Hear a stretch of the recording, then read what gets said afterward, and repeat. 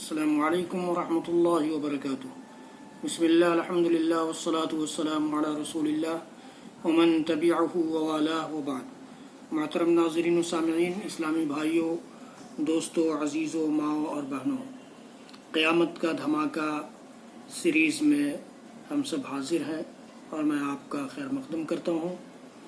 آج میرے سامنے قیامت کی چھوٹی نشانیوں میں سے ایک نشانی اور اس سلسلے کی ایک کڑی اللہ کے نبی صلی اللہ علیہ وسلم کی حدیث گرامی کی روشنی میں وہ یہ ہے کہ حجاز سے ایک بڑی آگ کا ظہور ہوگا، بڑی آگ ظاہر ہوگی۔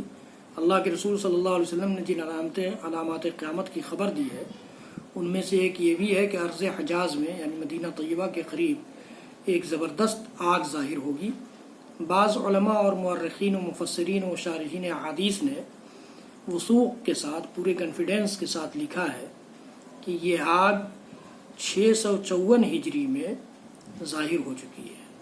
حافظ ابن کثیر رحمۃ اللہ علیہ نے اپنی تاریخی کتاب البدایہ والنہایہ میں لکھا ہے کہ ارض حجاز سے وہ عظیم آگ ظاہر ہو چکی ہے جس سے بصرہ یعنی ملک شام کے شہر حوران کے اونٹوں کی گردنیں روشن ہو گئی تھی۔ اللہ اکبر۔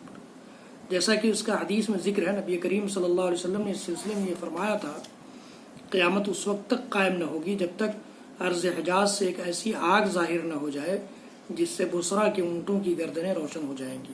صحیح بخاری کی روایت ہے۔ کہا جاتا ہے کہ یہ آگ 3 ماہ تک موجود رہی، بعض روایتوں میں 54 دنوں کی صراحت ہے، تقریباً 3 ماہ کہہ سکتے ہیں۔ اور یہ آگ اس قدر شدید تھی کہ مدینہ کی خواتین اس کی روشنی میں سوت کاتا کرتی تھی۔ اللہ اکبر۔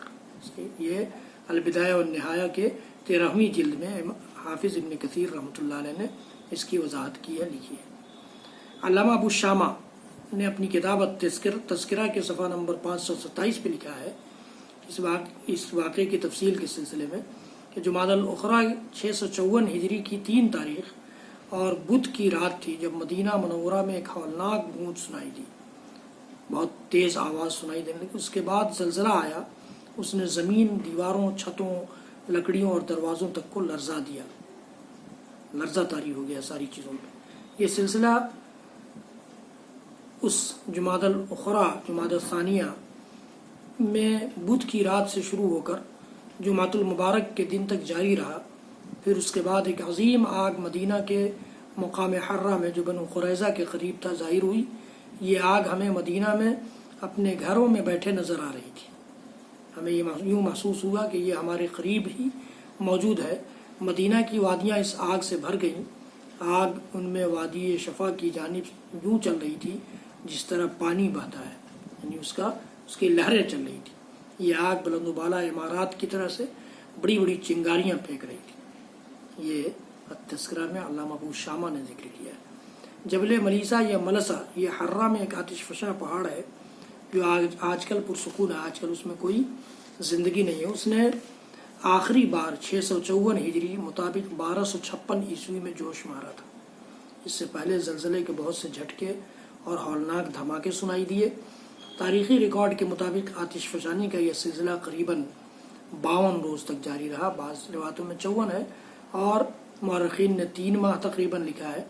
آتشی لاوا اپنے مرکز سے شمال کی جانب 23 کلومیٹر کی مسافت تک جا پہنچا اور اس کی حدیں مدینہ کے موجودہ ایئرپورٹ کے جنوبی کنارے تک پہنچ گئیں۔ پگھلا ہوا گرم لاوا ایک ایسے مقام پر آ کر رک گیا جہاں سے مدینہ طیبہ 12 کلومیٹر کی مسافت پر تھا، پھر اس کا رخ شمال کی جانب ہو گیا اور اس کی بلندی سطح سمندر سے 916 میٹر تک پہنچ گئی۔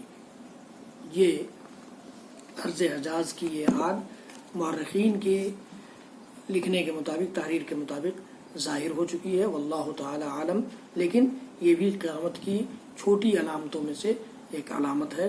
اللہ رب العالمین ہم سب کو اس قسم کے سارے فتنوں سے محفوظ رکھے، زندگی اور موت کے فتنوں سے ہم سب کو نجات دے دے۔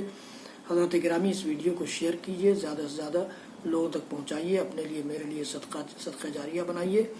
میرے چینل کو سبسکرائب کیجیے، بیل آئیکن ضرور دبائیے، فیس بک پر لائک کیجیے۔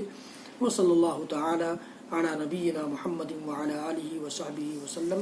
سبحان ربک رب العزۃ عما یصفون وسلام علی المرسلین والحمد للہ رب العالمین۔ والسلام علیکم ورحمۃ اللہ وبرکاتہ.